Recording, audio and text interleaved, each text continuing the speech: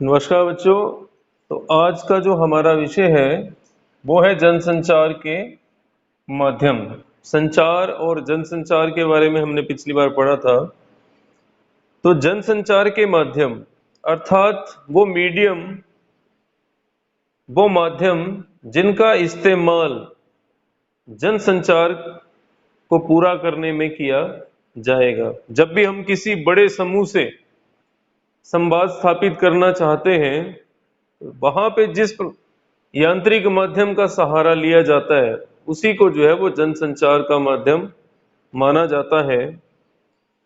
जैसे समाचार पत्र हैं, radio, television, cinema, internet, mobile, पुस्तकें, पोस्टर, पत्रिकाएं, ये सारे के सारे जो है वो जनसंचार के माध्यम है। दो हिस्सों में इसको बांटा गया है, पिछली बार भी हमने पढ़ा था। एक प्रिंट माध्यम जो छपाई वाले माध्यम है या मुद्रित माध्यम जिनको कहा जाता है, और दूसरा इलेक्ट्रॉनिक माध्यम जहां पे हम किसी न किसी इलेक्ट्रॉनिक उपकरण का इस्तेमाल जो है वो करते हैं। तो उसमें ये सारे आ जाते हैं। और यहाँ ये छपाई वाले माध्यम, तो इनका जो इतिहास है, कब कैसे इनकी शुरुआत हुई उसके बारे में हम पढ़ेंगे। ये हमने पहले भी पढ़ा था कि मुद्रण माध्यम के तीन पहलू हैं। पत्रकारिता की भी यही परिभाषा है, जहां सूचनाओं, विचारों को संकलित किया जाता है, संपादित किया जाता है और फिर उसे लोगों तक पहुंचाया जाता है। तो तीन स्टेप में ये काम करती है। पहला काम संवाददाताओं का है, संकलन, सूचनाओं को इकट्ठा करना। दूसरा संपादक का काम है, जहां पे उन सूचनाओं को संशोधित करके, एडिटिंग करके छपने लायक बनाया जाता है। और तीसरा काम ये तकनीकी और प्रबंधकीय विभाग का है, जहां उन्हें छापा जाता है और फिर लोगों तक उनको पहुंचाया जाता है। छापे खाने की हमने पहले भी बात की थी। 1439 में जर्मनी के जोहान गुटेनबर्ग ने इसका आविष्कार किया था।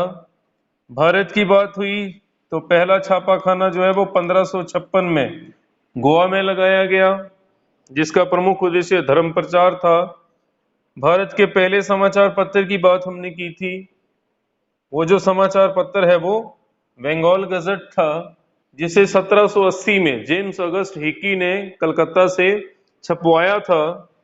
और हिंदी के पहले समाचार पत्र की बात की हमने, वो उदंत मार्तंड था, जो 1826 में पंडित जुगल किशोर जी ने कलकत्ता से छपवाया था। उदंत मार्तंड का अर्थ पहले भी आपको बताया था कि उगता हुआ सूर्य। और भी उसके कई अर्थ हैं, जैसे उदंत, बिना दांत का। अब बिना दांत का कौन होता है? जो बच्चा होगा। इसका मतलब है बाल सूर्य। और इसको सूर्य समाचार भी कहा जाता है। तो दो तीन नाम हैं इसके, उगता हुआ सूर्य, बिना दांत का या बाल सूर्य, या फिर सूर्य समाचार।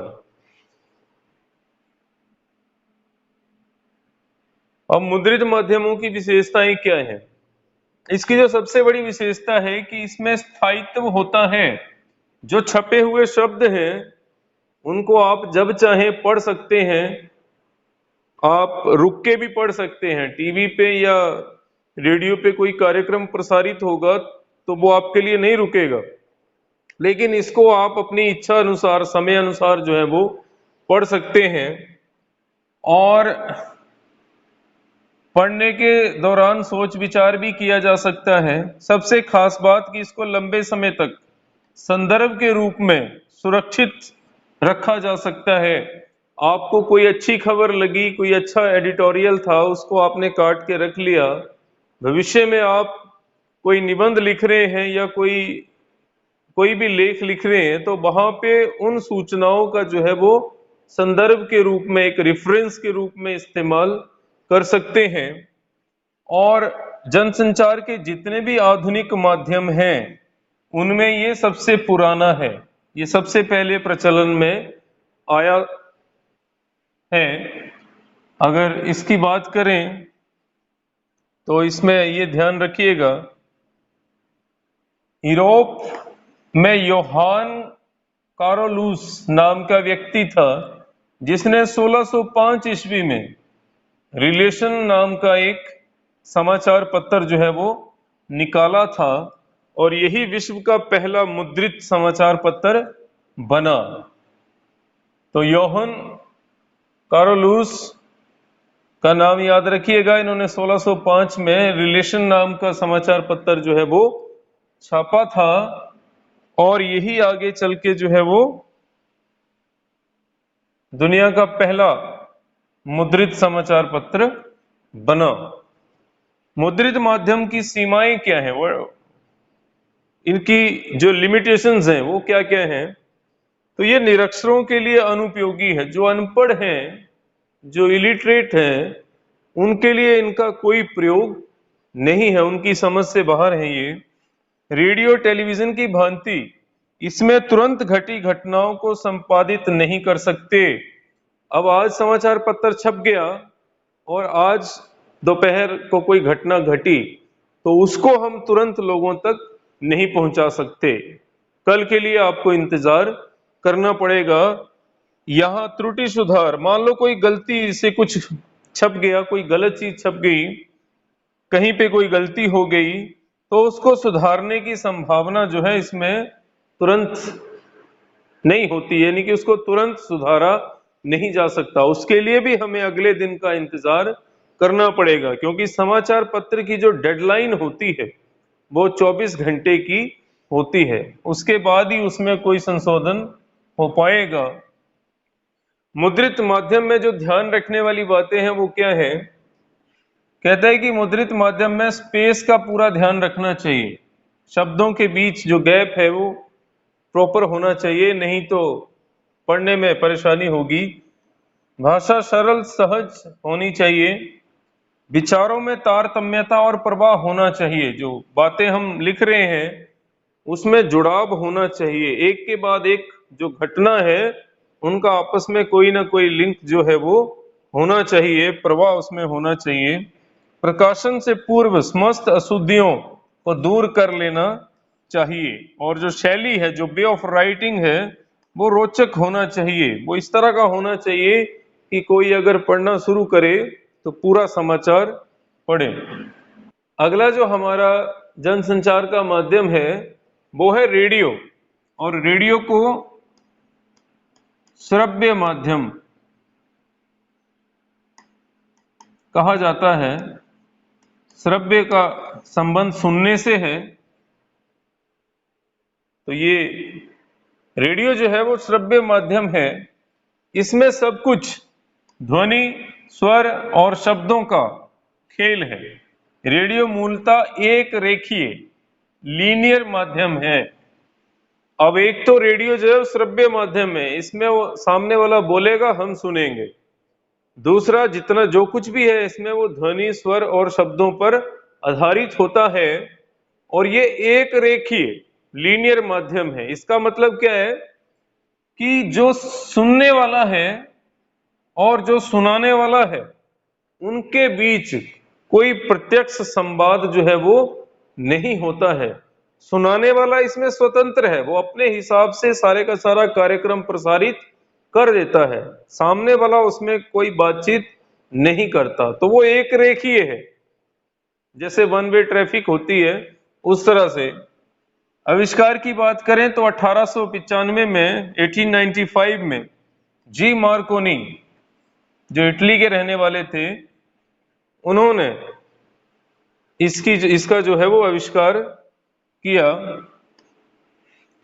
भारत में रेडियो की शुरुआत 1921 में टाइम्स ऑफ इंडिया जो समाचार पत्र था, उन्होंने डाक तार विभाग की मदद ली, जो हमारा पोस्टल डिपार्टमेंट है, और उनके सहयोग से एक संगीत कार्यक्रम का प्रसारण जो है वो किया था। ये पहला प्रसारण था भारत में जो टाइम्स ऑफ इंडिया ने करवाया था डाक तार विभाग की मदद से। तो ये एक तरह से भारत में रेडियो की एक आंशिक शुरुआत थी। उसके बाद 1936 में ऑल इंडिया रेडियो की स्थापना हुई।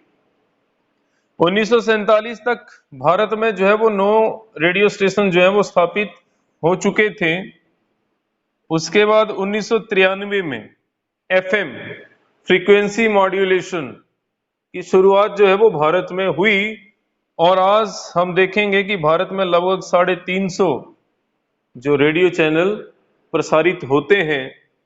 तो ये माध्यम काफी लोकप्रिय माध्यम है, सस्ता भी है और दूर दूर तक जो है वो इसकी पहुंच है। तो लोगों में ये काफी लोकप्रिय है। रेडियो समाचार की संरचना, रेडियो समाचार जो है वो उल्टा पिरामिड शैली में लिखे जाते हैं। वैसे जितने भी समाचार हैं वो आज लगभग उल्टा पिरामिड शैली में ही लिखे जाते हैं। उल्टा पिरामिड शैली जो है ये क्रिपलिंग नाम के जो जर्नलिस्ट थे उनके द्वारा लाई गई थी। इसको 5W1H का सिद्धांत भी कहा जाता है। आगे ये बता रहा है कि इसमें जो तथ्य होते हैं उनको महत्व के क्रम से जो ज्यादा इंपॉर्टेंट होगा उसको हम सबसे पहले बताएंगे, उसके बाद कम महत्वपूर्ण, फिर विस्तार या घटना के कारणों का जिक्र करेंगे और अंत में उसका समापन कर देंगे। इसके 3 हिस्से होते हैं, मुखड़ा, इंट्रो या इसको लीड या आमुख भी कहा जाता है, और उसके बाद निकाय या बॉडी, और फिर समापन। रेडियो समाचार लेखन के लिए बुनियादी बातें क्या हैं? कहता है कि समाचार वाचन के लिए तैयार की गई कॉपी जो है वो साफ सुथरी और टाइप्ड होनी चाहिए ताकि पढ़ते समय कोई समस्या न आए। कॉपी को ट्रिपल स्पेस में टाइप किया जाना चाहिए।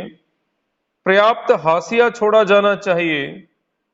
अंकों को लिखने में सावधानी रखनी चाहिए। इसमें होता है कि 5-6 अंकों की जो संख्या है उसको हमेशा शब्दों में लिखा जाता है ताकि पढ़ते समय समस्या न आए। अचानक से वो 6,45,000 है या 65,000 है, इस तरह से, तो इसलिए उसको शब्दों में लिखा जाता है। संक्षिप्त अक्षरों के प्रयोग से बचा जाना चाहिए। कोई भी जो अक्षर है उसको शॉर्ट फॉर्म में नहीं लिखना है, अन्यथा अर्थ का अनर्थ भी हो सकता है। अगला जनसंचार का माध्यम है टेलीविजन। तो इसको दृश्य श्रव्य माध्यम कहते हैं, ऑडियो विजुअल। इसमें आप सुनेंगे भी और देखेंगे भी। तो इसमें शब्द, ध्वनि और दृश्य तीनों का प्रभाव सम्मिलित है। यह सुनने के साथ साथ देखने का माध्यम है, इसलिए इसके लिए समाचार या स्क्रिप्ट लिखते समय यह ध्यान रखना पड़ता है कि आपके शब्द दृश्यों के अनुकूल हों। जैसे जैसे दृश्य होगा उसी के अनुसार जो है वो शब्द भी होने चाहिए। टीवी का जो आविष्कार है वो सन 1924 में जेएल वियर्ड ने किया था।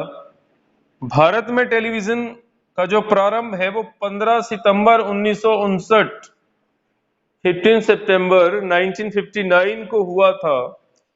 यह यूनेस्को की एक शैक्षिक परियोजना के अंतर्गत दिल्ली के आसपास के जो गांव थे वहां 2 टीवी सेट लगाए गए और इन 2 टीवी सेट्स के माध्यम से लगभग 200 लोगों ने वो प्रोग्राम जो है वो देखा था। तो याद रखिएगा कि पहला कार्यक्रम जो है वो यूनेस्को की मदद से प्रसारित किया गया था। ये एक शैक्षिक कार्यक्रम था और दिल्ली के आसपास जो गांव थे वहां 2 टीवी सेट लगाए गए और 200 लोगों ने इस कार्यक्रम को देखा था। सन 1965 में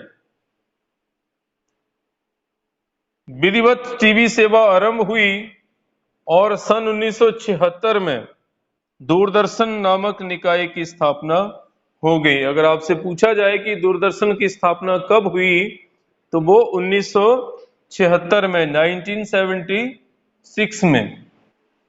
2002 में आज तक जो पहला समाचार चैनल था जो 24x7 जो है वो समाचार प्रसारित करता था, तो ये पहला चैनल था। उसके बाद तो जैसे मानो बाढ़ सी आ गई आज भारत में लगभग 200 चैनल हैं जिसमें अलग अलग कार्यक्रम जो है वो प्रसारित होते हैं। और ये सब संभव हुआ जब 20वीं सदी के अंतिम दशक में निजी टीवी चैनलों ने इस क्षेत्र में कदम रखा है। इसका जो है वो प्राइवेटाइजेशन हुआ और CNN, BBC, discovery, national geography, इस तरह के कुछ विदेशी चैनल जो हैं वो भी भारत में आए। अक्टूबर 1993 में जी टीवी, स्टार टीवी, इनके बीच एक अनुबंध, एक कॉन्ट्रैक्ट हुआ और फिर जी न्यूज, स्टार न्यूज जैसे स्वतंत्र चैनल जो है वो अस्तित्व में आए। तो पहले इतना विस्तार जो है वो इसका नहीं हुआ था। टीवी समाचारों के जो अनेक चरण हैं अलग अलग, ये बहुत महत्वपूर्ण है। इसमें पहला है फ्लैश या ब्रेकिंग न्यूज। ये कह रहा है कि समाचारों को कम से कम शब्दों में दर्शकों तक तत्काल पहुंचाना, किसी भी ताजा घटना को कम से कम शब्दों में तुरंत दर्शकों तक पहुंचाना, इसलिए इसको ब्रेकिंग न्यूज भी कहते हैं। ब्रेकिंग का मतलब क्या है? कोई न्यूज चल रही है, उसके बीच में ब्रेक करके आ जाना और अपनी बात कह के चले जाना। कई बार मैच हो रहा होता है, उधर कोई और बात चल रही है, बीच में आता है कि हाँ भारत का चौथा विकेट गिरा, धोनी 45 रन बनाकर आउट। तो इस तरह के जो समाचार होते हैं उसे हम फ्लैश या ब्रेकिंग न्यूज कहते हैं। ड्राई एंकर, ड्राई सूखा, तो इसका मतलब क्या है कि जब तक खबर के दृश्य नहीं आते, एंकर द्वारा शब्दों में खबर के विषय में बताना। जो एंकर है वो खाली बोलकर किसी घटना या समाचार के बारे में आपको बताएगा, तो उसे हम ड्राई एंकर कहते हैं। इसमें ना तो चित्र होंगे ना वीडियो होगा। अगला है फोन इन। समाचारों के बीच फोन इन हुआ, फोन आ गया। अब इसमें क्या होता है, जो एंकर द्वारा रिपोर्टर से फोन पर बात कर दर्शकों तक सूचनाएं पहुंचाना। इसमें जो संवाददाता होगा वो आपको फोन के माध्यम से जानकारी देगा। कई बार समाचार में देखा होगा, साइड में एक बॉक्स सा बन जाता है और उसमें मोबाइल फोन जो है वो ब्लिंक करता रहता है और आवाज आती है। तो फोन के माध्यम से जब जानकारी दी जाएगी। एंकर विजुअल, समाचारों के साथ साथ संबंधित दृश्यों को दिखाया जाना। अब एंकर विजुअल क्या है कि समाचार तो बताया जाएगा ही, साथ में उसके दृश्य भी दिखाए जाएंगे। इसमें कई बार ये भी होता है कि जो संवाददाता है वो खाली चित्र भेज देता है और उन तस्वीरों को देखकर जो समाचार जो है वो बनाया जाता है, फिर उस समाचार को प्रसारित किया जाएगा और उसके बाद उसके जो चित्र हैं वो भी दिखाए जाएंगे। Anchor white. अब एंकर वाइट का मतलब क्या है कि जो एंकर है वो घटना स्थल पे उपलब्ध होगा और वहां पे किसी दर्शक या प्रत्यक्षदर्शी जो उस घटना को देख रहा होगा उससे सीधे बात करवाएगा। इससे जो खबर है वो ज्यादा प्रामाणिक हो जाती है। जैसे यहाँ पे ये एंकर है और ये कोई प्रत्यक्षदर्शी है, तो उनसे जो है वो बात कर रहे हैं, तो इसी चीज को जो है वो एंकर वाइट कहा जाता है। जब भी किसी प्रत्यक्षदर्शी से बात करवाई जाएगी। लाइव, लाइव आपको पता ही है, सीधा प्रसारण। किसी भी घटना का जो है वो घटना स्थल से सीधा प्रसारण। जितने भी मैच होते हैं लाइव, आपने देखा होगा साइड में लिख के आता है, तो वो एक तरह से क्या हो गया, लाइव। कोई रैली हो रही है, कोई परेड हो रही है, कोई मैच हो रहा है, तो ये सारी घटनाएं जो हैं वो लाइव दिखाई जाती हैं। एंकर पैकेज, पैकेज का मतलब ही है जिसमें बहुत सारी चीजें इंक्लूड हों। तो आप देखिए इसमें एंकर द्वारा प्रस्तुत सूचनाएं संबंधित घटना के दृश्य, वाइट, ग्राफिक्स आदि को व्यवस्थित ढंग से दिखाया जाता है। अब होगा क्या, एंकर ने समाचार आपको बताया, उसके बाद हो सकता है फोन इन भी हो, फोन से भी बात हो सकता है एंकर वाइट भी उसमें दिखाया जाए, किसी प्रत्यक्षदर्शी से बात भी करवाई जाए, आपको उसमें तस्वीरें भी दिखाई जाए, कोई वीडियो भी दिखाया जाए। तो ये सारा मिलके क्या बन गया, एंकर पैकेज। आगे है इंटरनेट, ये सबसे सशक्त माध्यम है आज का। तो ये वो टूल या औजार है जिसे कंप्यूटर अथवा मोबाइल की सहायता से सूचनाओं, मनोरंजन, ज्ञान और व्यक्तित्व तथा सार्वजनिक संवादों के आदान प्रदान के लिए इस्तेमाल किया जाता है, पब्लिकली भी और पर्सनली भी। हम जहां सूचनाओं का आदान प्रदान कर रहे हैं, एक्सचेंज ऑफ थॉट्स, इंफॉर्मेशन, तो वहां पे इंटरनेट का इस्तेमाल किया जाता है। इंटरनेट पर अखबारों का प्रकाशन, खबरों का आदान प्रदान, इंटरनेट पत्रकारिता, ऑनलाइन पत्रकारिता, साइबर पत्रकारिता अथवा वेब पत्रकारिता कहलाती है। ये सारे एक ही चीज के अनेक नाम हैं। इंटरनेट के माध्यम से जब आप सूचनाओं का संकलन, संपादन करके उनको लोगों तक पहुंचाएंगे तो हम उसे इंटरनेट पत्रकारिता कहेंगे। इसके अन्य नाम में ऑनलाइन पत्रकारिता, साइबर पत्रकारिता, वेब पत्रकारिता आते हैं। इंटरनेट पत्रकारिता में मुद्रण पत्रकारिता, रेडियो पत्रकारिता, टीवी पत्रकारिता, इन तीनों का संगम होता है। ये इसकी सबसे बड़ी विशेषता है। इसका इस्तेमाल आप समाचार पत्र की तरह भी कर सकते हैं, रेडियो की तरह भी यहां सुन सकते हैं, टीवी की तरह यहां देख और सुन भी सकते हैं। तो इसमें जितने भी जनसंचार के माध्यम हैं, सभी के गुण जो है वो समाये हुए हैं। और इसकी जो दूसरी सबसे बड़ी विशेषता है कि यहाँ जो चीजें हैं, घटनाएं हैं, सूचनाएं हैं, वो हर 2 घंटे में अपडेट होती हैं। अभी दिल्ली में भूकंप आया तो आपको तुरंत 2-4 मिनट के बाद ही मोबाइल पे कोई ना कोई नोटिफिकेशन आ जाएगी। तो ये इसकी एक बड़ी विशेषता है। वहां डेडलाइन जो है वो 24 घंटे की है समाचार पत्रों में, लेकिन यहाँ डेडलाइन 2 घंटे में। ये हर 2 घंटे के बाद अपडेट होता है, संशोधित होता रहता है। तो ये इसकी विशेषता है। इसके द्वारा रिपोर्टर खबरों को ईमेल के जरिए एक स्थान से दूसरे स्थान तक भेज सकते हैं। ईमेल आपको भी पता है एक माध्यम है सूचनाओं को भेजने का, तो आपने भी इसका प्रयोग जो है वो किया होगा।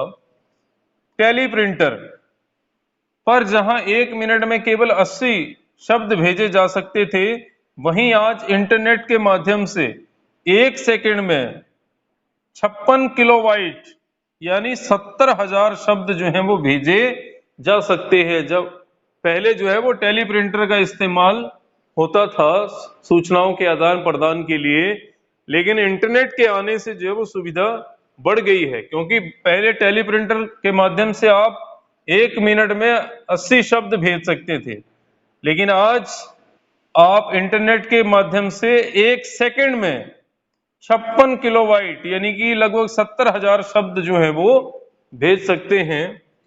तो ये इसकी एक बड़ी विशेषता। इसमें फीडबैक भी बहुत हद तक तुरंत मिलता है, प्रतिक्रिया जो है वो भी एकदम से प्राप्त हो जाती है। आपने देखा होगा फेसबुक पे आप फोटो डालते हैं और उसी समय कमेंट आने शुरू हो जाते हैं। कोई समाचार, कोई ट्वीट आता है, उसके बाद दूसरों की जो प्रतिक्रिया है वो भी उसमें तुरंत आनी शुरू हो जाती है, जबकि समाचार पत्र या रेडियो में ऐसा नहीं होता है।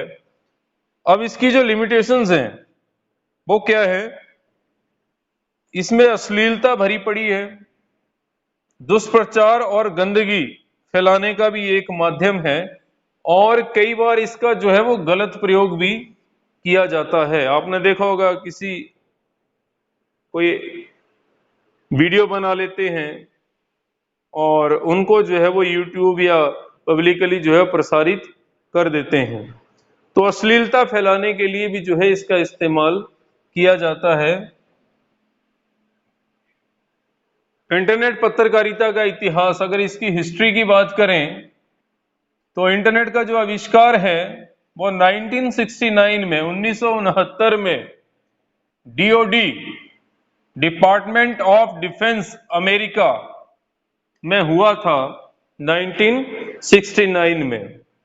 इस इसके जो है वो अनेक दौर हुए जिसको हम जनरेशन के नाम से जानते हैं, first generation, second generation, third generation.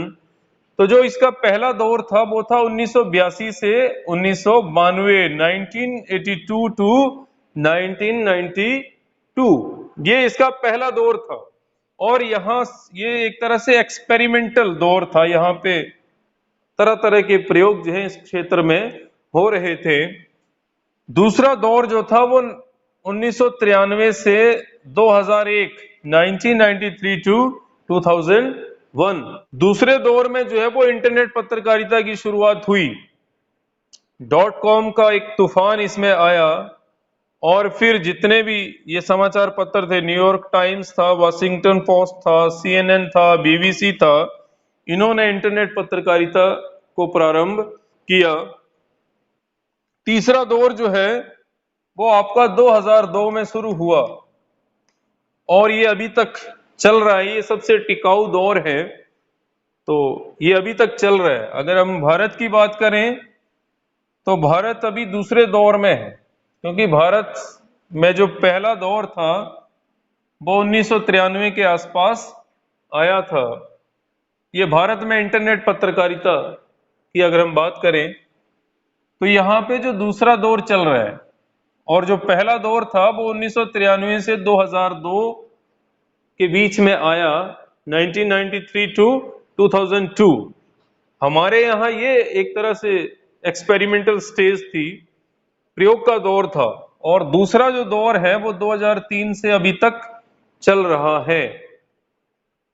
अगर हम भारत की पहली वेबसाइट की बात करें तो वो थी rediff.com। तो रिडीफ भारत की पहली वेबसाइट थी, क्वेश्चन भी आता है ये। और विशुद्ध पत्रकारिता जहां केवल जर्नलिज्म की बात हो रही है, जहां पत्रकारिता हो रही है इंटरनेट के माध्यम से, उसका जो श्रेय है वो तहलका.com को जाता है। इन्होंने भारत में विशुद्ध पत्रकारिता की शुरुआत की थी। अगर हम इंटरनेट पत्रकारिता की बात करें तो उसमें कई साइटें हैं। टाइम्स ऑफ इंडिया है, हिंदुस्तान टाइम्स है, इंडियन एक्सप्रेस है, हिंदू है, ट्रिब्यून है, पायोनियर है, NDTV है, IBN है, जी न्यूज है, आज तक है, आउटलुक है। ये सारे के सारे जो न्यूज़पेपर हैं, टीवी चैनल्स हैं, ये सब आपको इंटरनेट पर उपलब्ध मिलेंगे। इंडिया टुडे जो पत्रिका है, ये भारत की एक ऐसी पत्रिका है, उसको आप इंटरनेट पे भुगतान के आधार पर ही देख सकते हैं, पढ़ सकते हैं। यानी कि आपको पहले पेमेंट करनी पड़ेगी, उसके बाद ही आप इसको पढ़ पाएंगे। Times of India, Hindu, Indian Express, Zee News, Aaj Tak, outlook, ये कुछ इस तरह की साइटें हैं जो नियमित रूप से अपडेट होती रहती हैं, जिनमें संशोधन जो है वो हर 2-3 घंटे के बाद होता रहता है। अब हम हिंदी नेट संसार की बात करें तो हिंदी में जो नेट पत्रकारिता है उसकी शुरुआत वेब दुनिया जो पत्र है उससे हुई थी, इंदौर से ये छपा था। उसके बाद प्रभा साक्षी एक समाचार पत्र आया जो केवल इंटरनेट पे उपलब्ध है, वो प्रिंटिंग प्रेस में नहीं छपता है, मात्र इंटरनेट के ऊपर उपलब्ध है। जागरण, अमर उजाला, नई दुनिया, हिंदुस्तान, दैनिक भास्कर, राजस्थान पत्रिका, नव भारत टाइम्स, प्रभात खबर, राष्ट्रीय सहारा, ये कुछ ऐसे समाचार पत्र हैं जो इंटरनेट पर भी उपलब्ध हैं। पूछा जाता है कि इंटरनेट पर उपलब्ध हिंदी के समाचार पत्रों के नाम बताइए, तो ये 3-4 नाम आप यहां से याद कर सकते हैं। पत्रकारिता के लिहाज से हिंदी की जो सर्वश्रेष्ठ साइट है वो BBC है, BBC न्यूज। हिंदी वेब जगत की बात करें तो यहाँ पे अनुभूति, अभिव्यक्ति, हिंदी नेस्ट, सराय, काव्य कुंज, ये कुछ साहित्यिक पत्रिकाएं हैं जो इंटरनेट पर मौजूद हैं। ये अनुभूति आप देख लीजिए। प्रवासाक्षी वो पत्र जो केवल इंटरनेट पे उपलब्ध है। हिंदी नेट पत्रकारिता में सबसे बड़ी समस्या हिंदी फॉन्ट की रही है। शुरुआती दौर में जब हिंदी में टाइप करते थे और किसी दूसरे कंप्यूटर पे खोलते थे तो वो भाषा चेंज हो जाती थी, पढ़ा नहीं जाता था। तो इसमें गूगल इनपुट और जो यूनिकोड है उसने बड़ी अहम भूमिका निभाई है। आज आप कैसे भी टाइप कीजिए वो पढ़ा जा सकता है, और आज आप चाहें तो अंग्रेजी में टाइप करें वो हिंदी में बदल जाएगा। आप mobile phone, Google Docs, Google form, इनके जरिए आप बोल के भी जो है वो टाइप कर सकते हैं। यहाँ तक कि व्हाट्सएप वगैरह में भी आप बोल के टाइप कर सकते हैं। तो ये हमारे जो जनसंचार के माध्यम थे, उनके प्रकार, उनका इतिहास, कैसे उनका विकास हुआ। तो आज के लिए इतना ही। धन्यवाद।